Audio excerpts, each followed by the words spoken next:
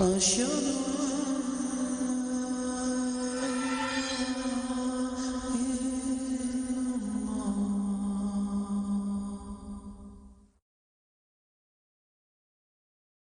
بسم اللہ الرحمن الرحیم۔ ناظرین کرام، السلام علیکم ورحمۃ اللہ وبرکاتہ۔ آپ کا میزبان اعجاز لطیف آپ سے مخاطب ہے، اور آج ہمارے شریک گفتگو ہیں جن سے ہم مختلف سوالات کے ذریعے ایک اہم موضوع یعنی دین اسلام اور اس کے تقاضے کیا ہیں، اس موضوع پر گفتگو کریں گے۔ ہمارے شریک گفتگو ہیں جناب عامر خان صاحب، ان کی تعلیم ایم اے اسلامیات ہے، اور اس کے علاوہ انہوں نے رجوع الی القرآن کورس اس کو مکمل کیا ہے، تدریس کے شعبے سے وابستہ ہیں، اور گزشتہ 16 سال سے کالج میں اور یونیورسٹی میں تدریس کی خدمات سر انجام دے رہے ہیں۔ محترم عامر خان صاحب، اللہ سبحانہ و تعالیٰ نے قرآن مجید میں ارشاد فرمایا کہ بے شک اللہ کے نزدیک دین تو اسلام ہے، تو ضروری ہے کہ پہلے تو یہ جانا جائے کہ اسلام کے لفظی معنی کیا ہے۔ الحمدللہ رب العالمین والصلاة والسلام علی سید الانبیاء والمرسلین۔ محترم اعجاز صاحب، قرآن حکیم اسلام سے متعلق جو وضاحت کرتا ہے، قرآن حکیم میں لغوی اعتبار سے اگر اس بحث کو چھیڑا جائے تو یہ بنے گا اسلم یسلم اسلامن۔ اسلامن کے بنیادی معنی ہوں گے گردن جھکا دینا، ٹو سبمٹ۔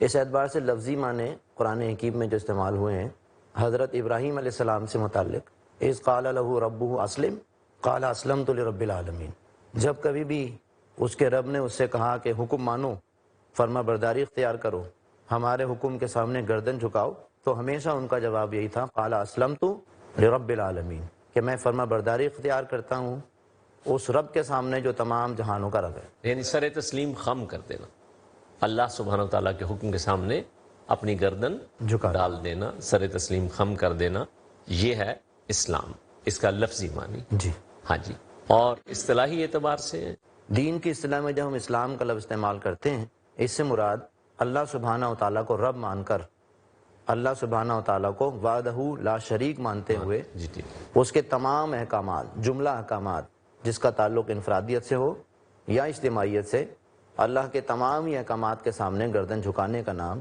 اسلام ہے۔ یہ ایک اصل میں رب اور بندے کا تعلق ہے، وہ رب ہے اور انسان اس کا بندہ ہے، اس کا غلام ہے، لہذا اللہ سبحانہ و تعالیٰ کی بندگی کرنا، اللہ سبحانہ و تعالیٰ کی اطاعت کرنا، یہ بنیادی طور پر اصطلاحی معنی بنے کہ پوری زندگی میں اللہ سبحانہ و تعالیٰ کو رب مان کر اس کے جملہ احکامات کے سامنے گردن کو جھکا دینا، یہ اسلام ہے۔ جو نبی کریم صلی اللہ علیہ وسلم سے پہلے جو انبیاء کرام تشریف لائے، جو دعوت انہوں نے پیش کی، کیا وہ کوئی اسلام سے مختلف دعوت تھی؟ محترم اعجاز لطیف صاحب، اسلام کی دعوت تمام انبیاء کرام لے کر آئے، حضرت آدم علیہ السلام سے لے کر نبی کریم صلی اللہ علیہ وسلم تک جتنے بھی پیغمبر تشریف لائے ان سب کی دعوت ایک ہی ہے، اور اس کا خلاصہ اگر بیان کیا جائے تو وہ دین اسلام کے حوالے سے بنے گا اے لوگو اپنے رب کی بندگی کرو۔ دیگر انبیاء کرام جو آتے تھے وہ فرماتے تھے یا قوم اعبدوا اللہ، اے میری قوم کے لوگو اللہ سبحانہ و تعالیٰ کی بندگی کرو، یا قومی اے میری قوم کے لوگو۔ ایک بنیادی فرق جو پڑا نبی کریم صلی اللہ علیہ وسلم کی رسالت کی تکمیل کے اعتبار سے کہ نبی علیہ الصلوۃ والسلام نے جو دعوت دی وہ یا ایھا الناس اعبدوا ربکم الذی خلقکم، اے لوگو، اے انسانوں، بنی نوع انسان سے خطاب۔ جی، اب کسی قوم سے نہیں بلکہ پوری انسانیت سے رب کا تقاضا جو نبی کریم صلی اللہ علیہ وسلم نے لوگوں کے سامنے کیا۔ تو گویا کہ اگر ہم یہ کہیں کہ سارے انبیاء اور رسل کی دعوت جو تھی وہ اسلام کی دعوت تھی، سارے نبی رسول مسلم تھے، جیسا کہ ابھی آپ نے حضرت ابراہیم علیہ السلام کے حوالے سے، ان سے بھی رب کا تقاضا کیا تھا؟ اسلم، سر تسلیم خم کرو، اور انہوں نے بھی یہی کہا کہ میں نے جہانوں کے پروردگار کے سامنے اپنے آپ کو بچھا دیا، اللہ کے لیے مسلمان ہو گیا۔ تو ایک بات تو اسی سمجھ میں آئی کہ اسلام یعنی صرف محمد صلی اللہ علیہ وسلم کی آمد سے نہیں بلکہ ہمیشہ سے اللہ کا جو دین ہے وہ اسلام رہا ہے۔ اچھا، اب ہم اس بحث کو ذرا آگے بڑھاتے ہیں، اب یہ جاننے کی کوشش کرتے ہیں کہ اسلام جو کہ ہمیشہ سے اللہ کا دین رہا ہے، اسلام کے لیے ایک لفظ دین بھی استعمال ہوتا ہے اور اکثر و بیشتر اس کے لیے لفظ مذہب بھی استعمال ہوتا ہے۔ کیا قرآن مجید میں کسی جگہ پر اسلام کے لیے لفظ مذہب آیا ہے؟ لطیف صاحب بڑی دلچسپ بات یہ ہے جی کہ قرآن حکیم نے ہمیشہ دین کا لفظ استعمال کیا. میں چند آیات آپ کے سامنے عرض کرتا ہوں.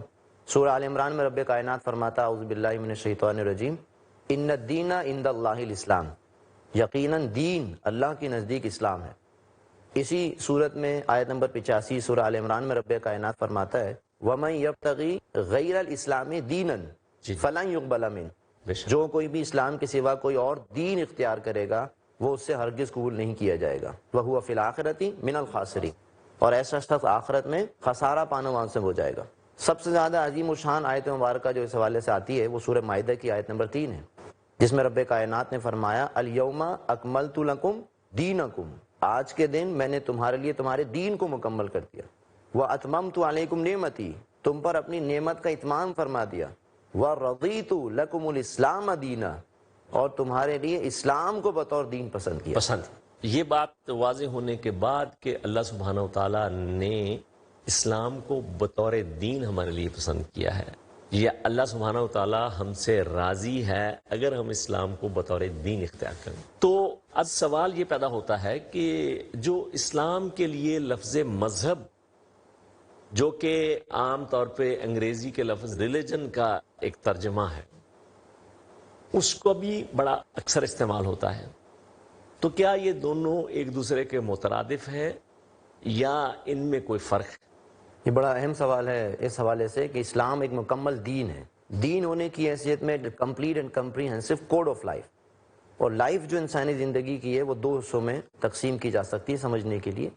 ایک زندگی کے وہ گوشے ہیں کہ جس کا تعلق انسان کے انفرادی معاملات سے، personal life, individual aspects of life. مذہب جو انسان کو تفصیلات دیتا ہے جس کو آپ ریلیجن کہہ رہے ہیں، اور سیکولرزم میں خاص طور پہ یہ ٹرم استعمال ہوتی ہے، جو ہمارے پرائیویٹ اور انفرادی زندگی سے متعلق چیزیں ہوتی ہیں، اس میں سب سے بنیادی چیز کہلاتی ہے عقیدہ، ڈوگما. جی تو مذہب کا تعلق جو انفرادی سطح سے متعلق بنے گا، اس میں ہر شخص کو آزادی ہوگی کہ وہ جو چاہے عقیدہ رکھے، جس نوعیت کا چاہے. اسی طرح جیسا عقیدہ ہوگا، جیسا بلیف ہوگا، اسی کے مطابق پھر عبادات، موڈس آف ورشپ، مراسم عبودیت جتنے بھی ہیں وہ اسی سے متعلق ہوتے ہیں. تیسری چیز جو انسانی زندگی سے متعلق ہے وہ خوشی اور غم کے مواقع پر کچھ رسومات ہیں، کچھ ریچولز ہیں. لہذا مذہب عام طور پر ریلیجن ان تین چیزوں کا مجموعہ ہوتا ہے، یعنی the sets of beliefs, modes of worship, اور اسی طرح ریچولز، عقائد، عبادات اور رسومات. یہ انسانی زندگی سے متعلق ہیں، ہر شخص یہ کرتا ہے.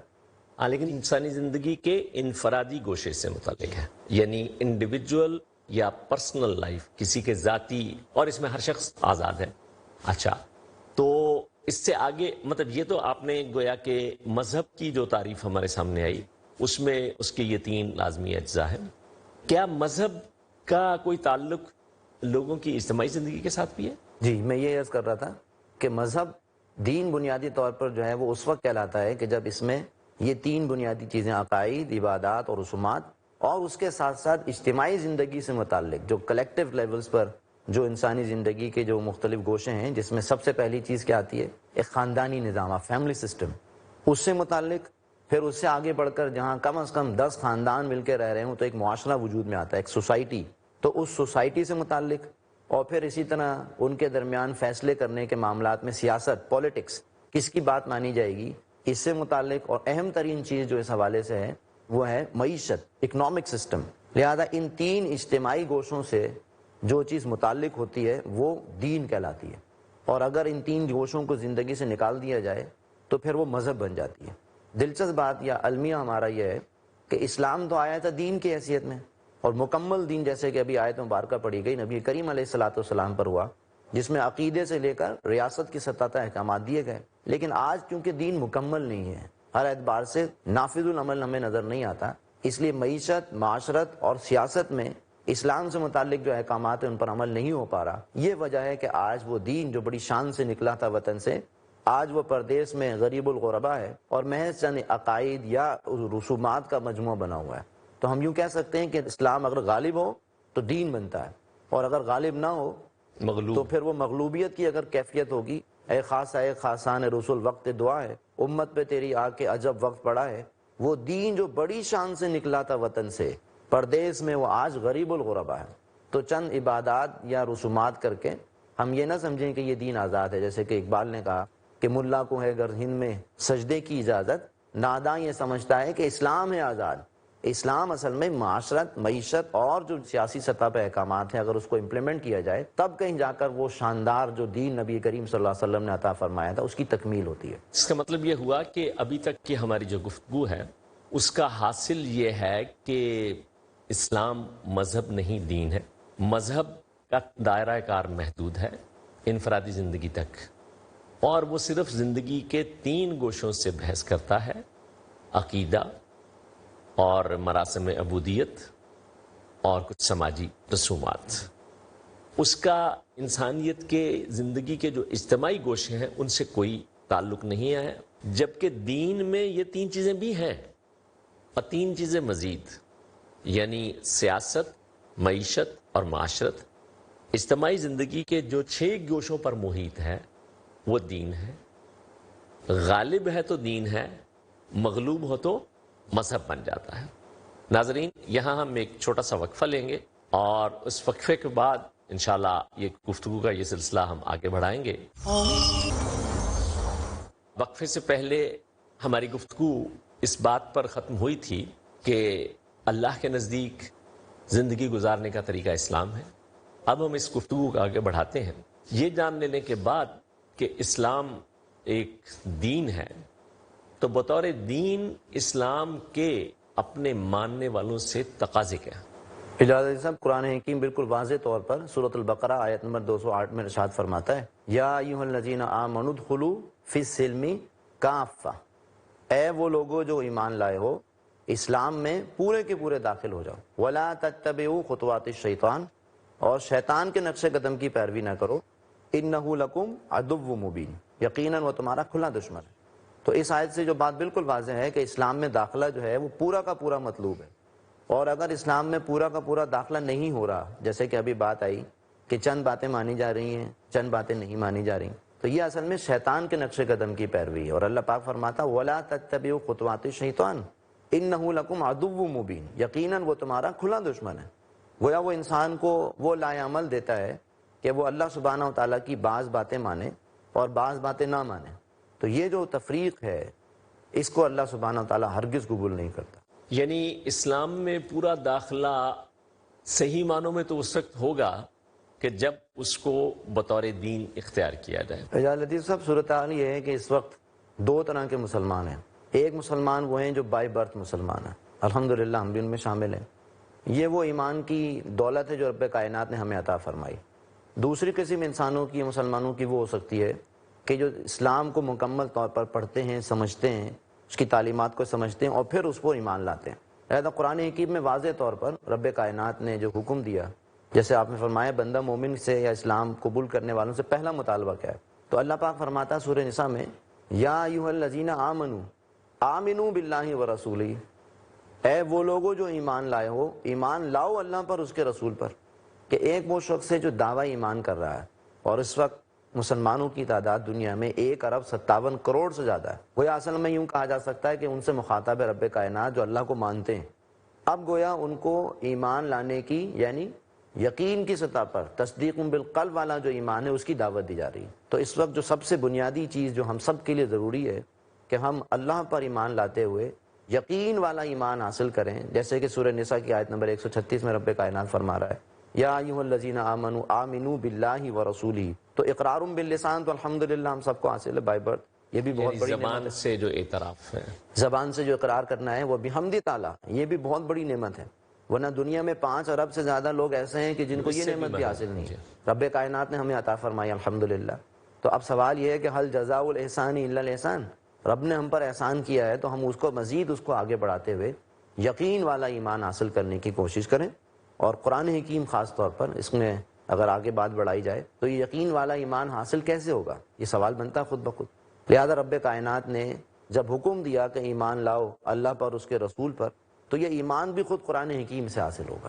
یا ایھا الذین آمنوا آمنوا باللہ ورسولہ، تو اس کے لیے سب سے پہلا ذریعہ اس ایمان حقیقی کے حصول کا وہ قرآن مجید. بالکل، قرآن حکیم میں اللہ سبحانہ و تعالیٰ بالکل واضح انداز میں سورہ انفال آیت نمبر 2 میں ارشاد فرماتا ہے: انما المؤمنون الذین اذا ذکر اللہ وجلت قلوبہم. اس آیت کے حوالے سے ہم سب کو اپنا جائزہ لینا چاہیے.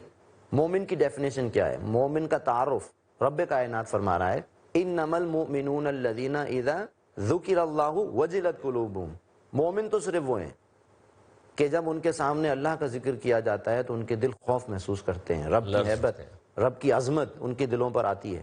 وَإِذَا تُلِيَتْ عَلَيْهِمْ آيَاتُهُ زَادَتْهُمْ ایمانا، یہ ہے وہ آیت کا حصہ جو خاص طور پر بڑا اہم ہے، کہ جس میں اللہ نے فرمایا کہ جب اللہ کی آیات ان کے سامنے پڑھی جاتی ہیں تو وہ آیات قرآنی ان کے ایمان میں اضافہ کرتی ہیں۔ تو آج امت مسلمہ کے ہر فرد کو یہ سوچنا چاہیے کہ اتنے واضح آیت مبارکہ ہے کہ ایمان کا اصل سورس، ایمان حقیقی کا اصل سورس یہ اللہ سبحانہ و تعالیٰ کی کتاب ہے، رب کائنات نے اس کو نازل فرمایا۔ اس اعتبار سے the first source of ایمان جو ہے وہ اللہ سبحانہ و تعالیٰ کی کتاب ہے۔ تو اس حوالے سے جیسے بات چل رہی ہے آگے کہ ایمان لانے کے جو اصل تقاضے ہیں، حقیقی ایمان حاصل کرنے کا جو ذریعہ ہے وہ رب کائنات نے ہمیں عطا فرما دیا قرآن کی صورت میں۔ اس کے علاوہ بھی اور جی ہاں، یقینی طور پر صحابہ کرام سے ایمان حاصل کرنے کا اگر ذریعہ دیکھیں تو الحمدللہ ان کو جو ذریعہ حاصل تھا وہ نبی کریم علیہ الصلوۃ والسلام کی شخصیت تھی، اور اگر ہم یوں کہیں کہ اگر دین کسی شخص کا نام ہے تو وہ محمد ہیں علیہ الصلوۃ والسلام، ایک ہستی ایسی عظیم ہستی کہ جن کے ذریعے ہمیں قرآن ملا، جن کے ذریعے ہمیں قرآن کی وضاحت ملی، اور آپ علیہ الصلوۃ والسلام کے بارے میں خود قرآن کہتا ہے وَمَا آتَاكُمُ الرَّسُولُ فَخُذُوهُ، جو رسول تمہیں عطا فرمائے اسے لے لو، وہ دین ہے۔ وَمَا نَهَاكُمْ عَنْهُ فَانْتَهُوا، اور جس سے وہ منع فرما دیں اس سے رک جاؤ۔ تو معلوم بالکل واضح ہوا کہ نبی علیہ الصلوۃ والسلام کی شخصیت ہے اصل میں دین، لہذا صحابہ کرام کو الحمدللہ یہ دونوں ذرائع حاصل تھے، صحبت صالحہ میں نبی کریم علیہ الصلوۃ والسلام کی صحبت اور اللہ سبحانہ و تعالیٰ کا کلام۔ موجودہ دور میں ظاہر بات ہے نبی علیہ الصلوۃ والسلام کی وہ صحبت تو ہمیں حاصل نہیں کہ جو صحابہ کرام کو تھی، لیکن معنوی اعتبار سے الحمدللہ سیرت النبی صلی اللہ علیہ وسلم کا مطالعہ، اور مطالعہ صرف علمی اعتبار سے نہ ہو کہ علم حاصل ہو گیا، بلکہ اس پس منظر میں ہو کہ نبی علیہ الصلوۃ والسلام نے دین کے تقاضے کیسے ادا کیے، کیسی مشکلات جھیلیں، تکالیف جھیلیں، پھر ان کے صبر کے مراحل، پھر خاص طور پر جو مشکلات نبی علیہ الصلوۃ والسلام نے دعوت و تبلیغ کے مرحلے میں جھیلیں، پھر دین نافذ کرنے کے لیے جہاد اور قتال کے مرحلے، یہ سارے وہ واقعات ہیں جو واقعہ یہ ہے کہ ہمارے ایمان میں اضافہ کرتے ہیں۔ خود قرآن حکیم میں واقعات کا ایک انداز ہے سنانے کا، سابقہ انبیاء کرام کے واقعات، سابقہ قوموں کے واقعات، عبرتناک واقعات جن پر اللہ پاک کا عذاب نازل ہوا، یہ اصل میں ذریعہ بنتے ہیں اللہ سبحانہ و تعالیٰ پر ایمان و یقین کا، آخرت پر یقین کا خاص طور پر۔ تو دوسرا سورس صحبت صالح، آج کے دور میں نبی کریم صلی اللہ علیہ وسلم کی سیرت مطہرہ کا مطالعہ، صحابہ کرام خاص طور پر ان کے حالات و واقعات، ان میں سے ایک ایک صحابی ہمارے لیے یقینی اعتبار سے ایمان حاصل کرنے کا ذریعہ ہے، ان کے حالات و واقعات پڑھے جائیں، اور وہی میں نے عرض کیا کہ پس منظر وہی ہو، بیک گراؤنڈ وہی ہو، مقصد وہی ہو کہ ان کے ذریعے سے ہدایت حاصل کی جائے۔ تو دوسرا سورس صحبت صالح، اور ظاہر بات ہے کہ پھر اسی طرح علماء کرام ہیں، نیک لوگ ہیں۔ قرآن حکیم کہتا ہے یا ایھا الذین آمنوا اتقوا اللہ وکونوا مع الصادقین، سورۃ توبہ میں بالکل واضح الفاظ ہیں، اے لوگوں جو ایمان لائے ہو، اللہ کا تقوی اختیار کرو اور سچے لوگوں کے ساتھ ہو جاؤ۔ سچے لوگوں کے ساتھ ہونے سے ہمارے اندر بھی سچائی آئے گی، نیکی آئے گی، اللہ پر ایمان بڑھے گا۔ یہ آپ خود محسوس کرتے ہیں کہ کسی اللہ والے کے ساتھ بیٹھیے، کچھ دیر ہی بیٹھیے، وہ حرارت ایمانی حاصل ہوتی ہے، وہ اخلاقیات، وہ تزکیہ، وہ اللہ پر ایمان جو ہے وہ الحمدللہ حاصل ہوتا ہے۔ تو دوسرا سورس اس اعتبار سے نیک لوگوں کی صحبت، یعنی گویا کہ ایمان حقیقی کے حصول کے جو ذرائع آپ کی اس ساری وضاحت سے ہمارے سامنے آئے، اس میں سب سے بنیادی اور دائمی ذریعہ وہ تو قرآن مجید ہے، اور اس کے لیے ظاہر سی بات ہے کہ گوز وداؤٹ سینگ کہ قرآن مجید کی محض حصول ثواب یا ایصال ثواب تک اس کو محدود نہ کیا جائے، بلکہ اس کو سمجھ کر اس کو پڑھا جائے، اس کی تلاوت اور اس کو سمجھنے کے حوالے سے اس کو اپنے عمل میں بھی داخل کریں گے تو جتنا جتنا ہم اس پر عمل کرتے جائیں گے ایمان اور یقین بڑھتا جائے گا۔ اور دوسری بنیادی چیز جو ہے وہ ہے صحبت صالحین۔ اب اس صحبت صالحین میں سب سے بڑی صحبت نبی کریم صلی اللہ علیہ وسلم کی، جو آپ صلی اللہ علیہ وسلم کی سیرت طیبہ کا مطالعہ، صحابہ کرام رضوان اللہ عنہم اجمعین کی سیرتوں کا مطالعہ، اور اس کے ساتھ ساتھ نیک اور متقی لوگوں کی جو زندگی حیات ہیں ان کی صحبت حاصل کرنا، اس سے انشاءاللہ ہمارے ایمان میں اضافہ ہوگا، اور یہ گویا کہ ایک بندہ مومن کے کرنے کا سب سے پہلا کام یا پہلا تقاضا دین اسلام کا، اس کو جو پورا کرنا ہے وہ ہمارے سامنے آئے۔ اس سے آگے محترم اجازت صاحب، یہ دو سورسز تو یوں کہہ لیجئے کہ یہ عوام الناس کے لیے غور و فکر کے حوالے سے، اس کو قرآن پڑھیں، سیرت مطالعہ، جی لیکن کچھ انٹلیکچوئل لیول پر بھی ایمان حاصل کرنے کے ذرائع خود قرآن بیان کرتا ہے۔ مثلا رب کائنات نے اپنے تعارف کروانے کے لیے، اپنی معرفت حاصل کرنے کے لیے یہ نشانیاں ہیں جو کہ رکھی ہیں، سائنز. خود قرآن کو بھی اللہ پاک نے آیات قرآنی کہا ہے. ہاں جی. اسی طرح ان آیات سے، جن کی 3 اقسام بیان کی جا سکتی ہیں، آیات قرآنی، آیات آفاقی، آیات انفسی، ان پر غور و فکر کرنے سے بھی اللہ سبحانہ و تعالیٰ کی ذات کی معرفت حاصل ہوتی ہے. قرآن حکیم میں اللہ پاک فرماتا ہے ان فی خلق السماوات والارض واختلاف اللیل والنہار لآیات لأولی الالباب. یہاں اولو الالباب جو ہیں، غور و فکر کرنے والے، ہوش مند، عقل مند، انٹلیکچوئلز، ان کے لیے یہ پوری کائنات اللہ سبحانہ و تعالیٰ کی نشانی ہے. بقول اقبال، کھول آنکھ، زمین دیکھ، فلک دیکھ، فضا دیکھ، مشرق سے ابھرتے ہوئے سورج کو ذرا دیکھ.